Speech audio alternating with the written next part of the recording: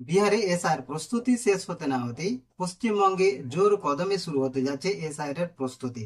এরই উদ্দেশ্যে রাজ্যে আবার আসছে জাতীয় নির্বাচন কমিশনের টিম। বিভিন্ন খবর সূত্রে জানা গেছে কমিশনের 4 সদস্যের টিম আগামী 7ই অক্টোবর রাজ্যে আসছেন।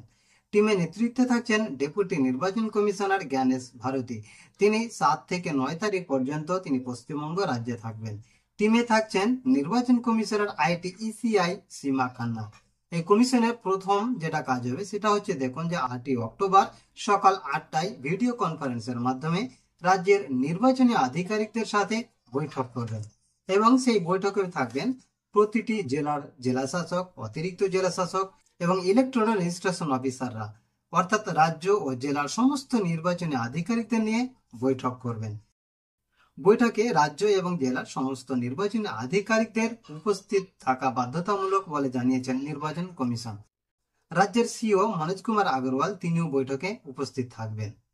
নির্বাচন কমিশন পশ্চিমবঙ্গ সরকারের প্রস্তাব মেনে মুখ্য নির্বাচনী আধিকারিক দপ্তরে 2জন আইএএস অফিসারকে নিয়োগ দেওয়া হয়, অর্থাৎ অ্যাডিশনাল চিফ ইলেকটোরাল অফিসার হিসেবে এস অরুণ প্রসাদকে নিয়োগ দেওয়া হয় এবং জয়েন্ট সিও হিসেবে নিয়োগ দেওয়া হয় হরিশঙ্কর পানিকরকে।